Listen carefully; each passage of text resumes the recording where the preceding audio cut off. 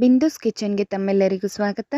ಇವತ್ತು ತೇಜು ಕಬಾಬ್ ಪೌಡರ್ನ ಯೂಸ್ ಮಾಡಿಕೊಂಡು ಗರಿಗರಿಯಾದ ಕ್ರಿಸ್ಪಿ ರೆಸ್ಟೋರೆಂಟ್ ಸ್ಟೈಲ್ ಕಬಾಬ್ ಹೇಗೆ ಮಾಡೋದು ಅಂತ ಇವತ್ತು ತೋರಿಸ್ತೀನಿ ಬನ್ನಿ. ಅದಕ್ಕೂ ಮುಂಚೆ ನಮ್ಮ ಚಾನಲ್ನ ಲೈಕ್ ಮಾಡಿ, ಸಬ್ಸ್ಕ್ರೈಬ್ ಮಾಡಿ, ಶೇರ್ ಮಾಡಿ, ಬೆಲ್ ಐಕಾನ್ನ ಕ್ಲಿಕ್ ಮಾಡಿ. ಇದರಲ್ಲಿ ಸೀಕ್ರೆಟ್ ಇದೆ ಏನು ಅಂತ ಹೇಳ್ತೀನಿ. ವಿಡಿಯೋನ ಕೊನೆಯವರೆಗೂ ಸ್ಕಿಪ್ ಮಾಡದೆ ನೋಡಿ. ಕಬಾಬ್ ಮಾಡೋದು ಹೇಗೆ ಅಂತ ನೋಡೋಣ ಬನ್ನಿ. ಈಗ 2 ದೊಡ್ಡ ಬೆಳ್ಳುಳ್ಳಿ ತೊಗೊಂಡಿದ್ದೀನಿ, ಸಿಪ್ಪೆ ಬಿಡಿಸಿ. ಬೆಳ್ಳುಳ್ಳಿನ ಜಾರ್ಗೆ ಹಾಕೋತಾ ಇದ್ದೀನಿ.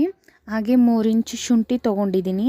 ಇವೆರಡನ್ನೂ ಚೆನ್ನಾಗಿ ವಾಶ್ ಮಾಡಿ ಜಾರ್ಗೆ ಹಾಕ್ಕೊಂಡು ನೀರು ಹಾಕದೆ ರುಬ್ಕೊಬೇಕು. ಇಲ್ಲಿ ನೀರು ಹಾಕಿದ್ರೆ ಕಬಾಬ್ ಚೆನ್ನಾಗಿ ಬರಲ್ಲ, ನೀರು ಹಾಕೋಗ್ಬಿಡುತ್ತೆ.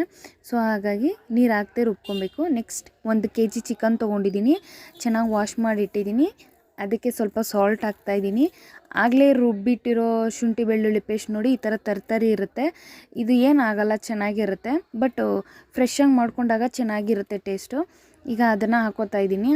ಶುಂಠಿ ಬೆಳ್ಳುಳ್ಳಿ ಪೇಸ್ಟ್ ಹಾಕ್ಕೊಂಡೆ. ಈಗ 2 ತೇಜು ಕಬಾಬ್ ಪೌಡರ್ನ ಯೂಸ್ ಮಾಡ್ತಾಯಿದ್ದೀನಿ. ತೇಜು ಕಬಾಬ್ ಪೌಡರ್ ಯೂಸ್ ಮಾಡೋದ್ರಿಂದ ಚೆನ್ನಾಗಿರುತ್ತೆ ಟೇಸ್ಟು. ಬೇರೆ ನಾನು ಯೂಸ್ ಮಾಡಿದ್ದೀನಿ, ಬಟ್ ಅಷ್ಟಾಗಿ ಟೇಸ್ಟ್ ಇಲ್ಲ. ತೇಜುದು ಚೆನ್ನಾಗಿದೆ.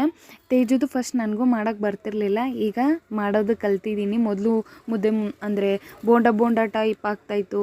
ಅದಕ್ಕೆ ಸ್ವಲ್ಪ 1-2 ಅಡಿಷನ್ ಮಾಡಿ ನಾನು ಕಲ್ತ್ಕೊಂಡೆ. ಈಗ 2 ಮೊಟ್ಟೆ ಹಾಕಿದ್ದೀನಿ. ಇದನ್ನು ಚೆನ್ನಾಗಿ ಕಲಿಸ್ಕೊಬೇಕು. 1 ರೌಂಡ್ ಕಲಿಸ್ಕೊಬೇಕು, ತುಂಬ ಕಲ್ಸೋಕೆ ಹೋಗ್ಬೇಡಿ. ಇದನ್ನ 1 ರೌಂಡ್ ಕಲಿಸ್ತೀನಿ ಅಷ್ಟೇ. ಆಮೇಲೆ ಇದಕ್ಕೆ ಇನ್ನೂ ಒಂದು ಸೀಕ್ರೆಟ್ ಇಂಗ್ರೀಡಿಯೆಂಟ್ ಹಾಕ್ತೀನಿ. ಅದು ಏನಂದರೆ 1 ಟೇಬಲ್ ಸ್ಪೂನ್ ಅಕ್ಕಿ ಹಿಟ್ಟು, 1 ಟೇಬಲ್ ಸ್ಪೂನ್ ಮೈದಾ ಹಿಟ್ಟು, 1 ಟೇಬಲ್ ಸ್ಪೂನ್ ಕಾರ್ನ್ಫ್ಲೋರ್, 3 ಜರಡಿ ಹಿಡಿದು ಹಾಕ್ತಾಯಿದ್ದೀನಿ. ಜರಡಿ ಹಿಡಿಯೋದ್ರಿಂದ ಯಾವುದಾದ್ರೂ ಲಮ್ಸ್ ಇದ್ದರೆ ಅದೆಲ್ಲ ಫುಲ್ ಕ್ಲಿಯರ್ ಆಗುತ್ತೆ.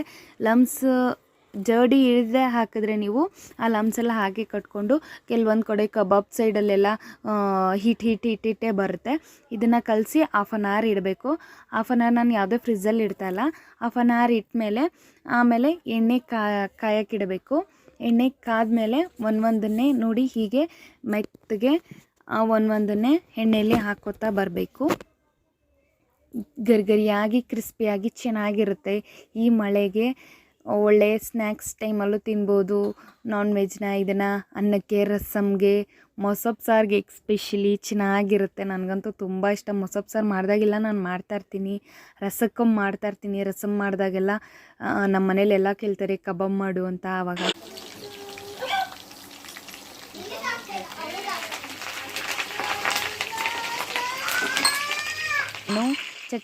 ಚಟಾಪಟ ಬೆಳ್ಳುಳ್ಳಿ ಕಬಾಬ್ ಎಲ್ಲ ತಿಂತಾಯಿದ್ರೆ ಮನೇಲಿ ಒನ್ ಮೋರ್ ಅನ್ಬೇಕು. ನಮ್ಮ ಚಂದ್ರು ಅವ್ರ ಥರ ಚೆನ್ನಾಗಿರುತ್ತೆ ಕಬಾಬು.